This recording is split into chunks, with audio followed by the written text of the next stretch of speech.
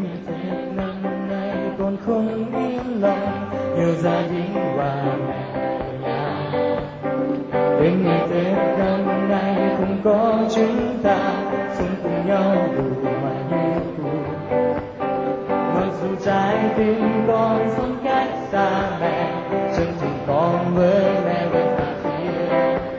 Nhưng trong hôm nay, một con này vẫn muốn biết mẹ ơi,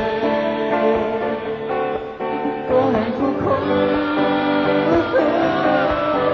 Gửi bài ca bài này đi trao đàn gió, để mẹ được nghe mẹ hãy đừng lo.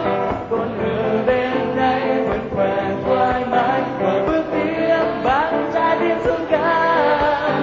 Sẽ chăm chỉ học hỏi tiến tới kiến thức, con sẽ thành người tốt cho mẹ hạnh phúc. Tuy rất khó khăn và rất gian khổ sẽ vượt qua, chẳng giờ điều gì để dành cho mẹ yêu thương.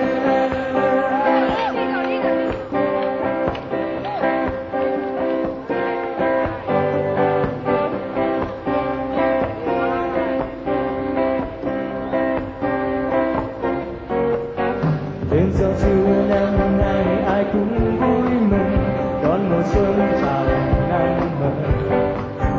Nhưng giao thừa năm nay người mẹ không ngờ, càng cảm thấy yêu thiết tha.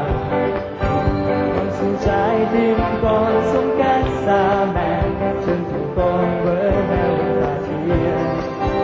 Nhưng trong hôm nay, một con này vẫn muốn biết mẹ ơi, có hạnh phúc không? Gửi bài ca bài này đi trao đàn gió, để mà mẹ được nghe mẹ hãy đừng lo.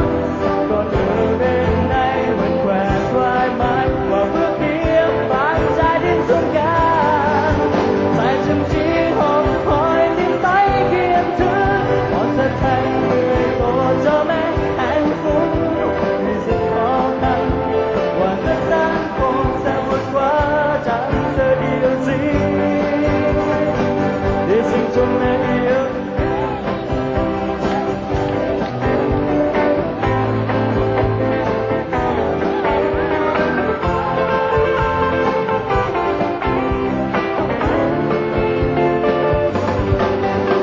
Bài ca bài này đi theo đàn gió, để mà mẹ được nghe mẹ hãy đừng lo.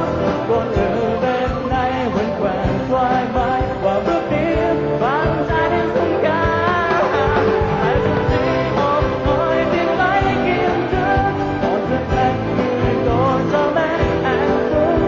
Vì rất khó khăn và rất gian khổ sẽ vượt qua, chẳng sợ điều gì để dành cho mẹ